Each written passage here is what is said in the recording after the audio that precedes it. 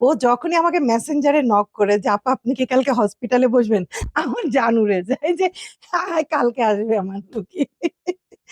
এর কারণ এরকম আমি ভীতু রোগী আমি আমার বাপ জন্মে দেখি নাই। আচ্ছা, আজকে অ্যাপ্রন আমার নাই কিন্তু, কারণ আমি খালাকে অ্যাপ্রন দিছি, খালা এখন পর্যন্ত আমার অ্যাপ্রনটা ব্যাক করে না, এই জন্য আজকে সরি আমি অ্যাপ্রন করতে পারতেছি না।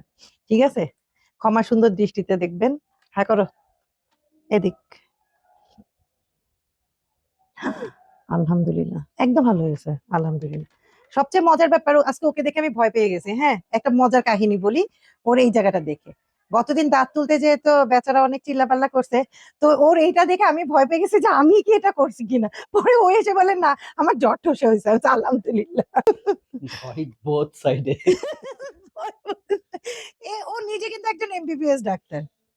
এই এমবিবিএস ডাক্তার যদি এগুলা করে তাহলে অন্য সাধারণ মানুষ কি করবে?